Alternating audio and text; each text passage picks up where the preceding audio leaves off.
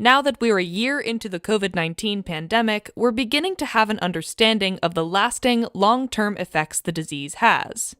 While we continue to learn more about the physical, long-term complications of COVID-19 on patients, we're also learning about the psychological toll of the disease on patients, healthcare providers, and the general public.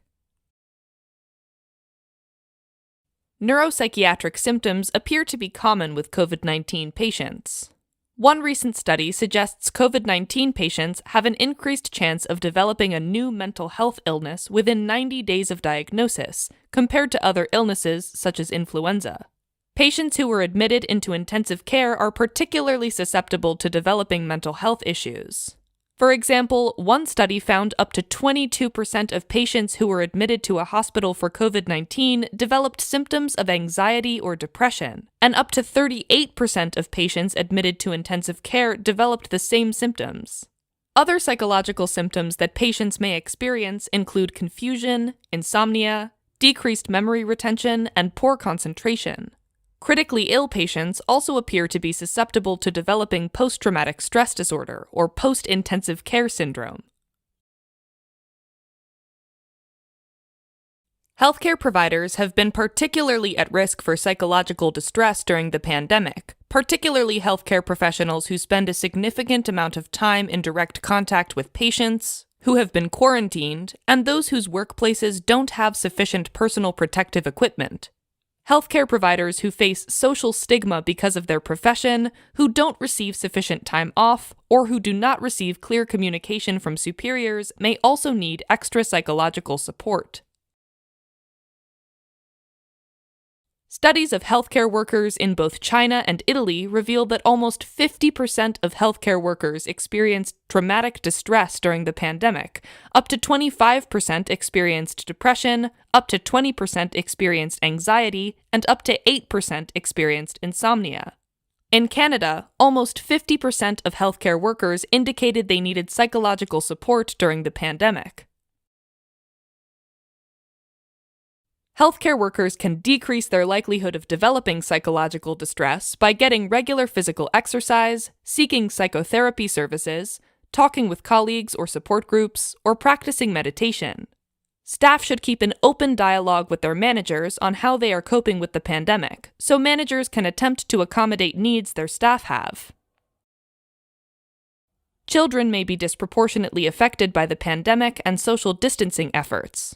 Children may experience anxiety, depression, and insomnia caused by disruption to their routines, closure of schools, inability to see friends, and exposure to concerning news stories they see in the media.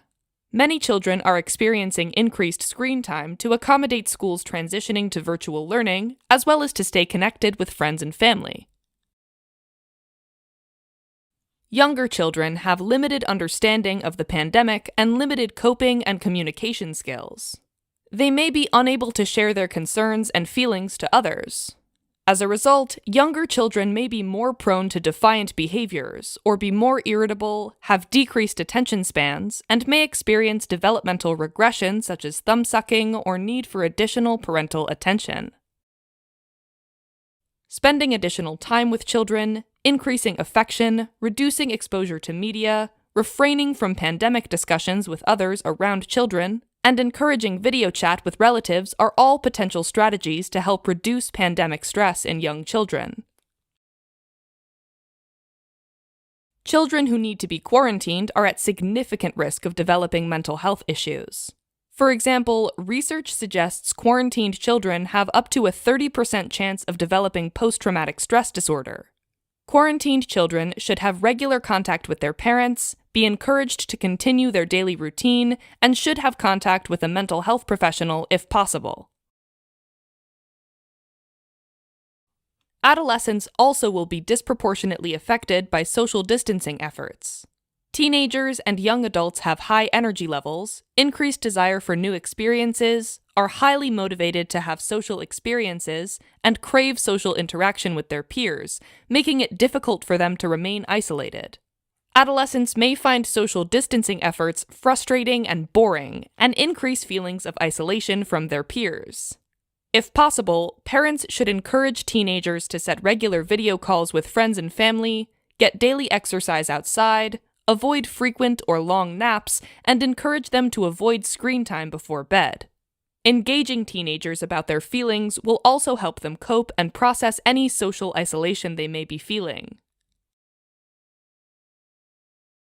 Healthcare providers who work with children should look for signs of domestic violence, emotional abuse, neglect, or child exploitation.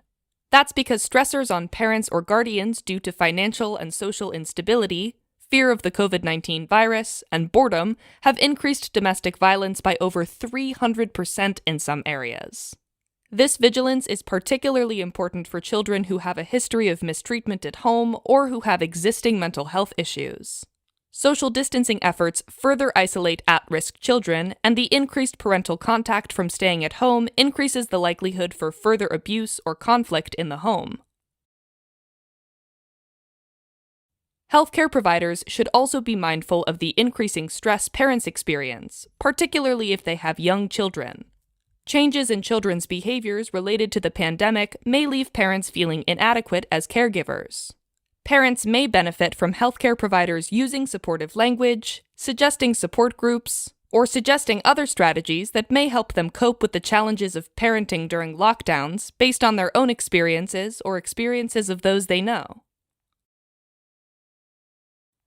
The general public likely experiences stress both directly and indirectly from the pandemic. The pandemic is a novel, dangerous threat to the safety and well-being of people and their loved ones, which may contribute to anxiety and create fear of the unknown. The restriction of movement in countries can feel socially isolating to many, which may increase the risk of depression.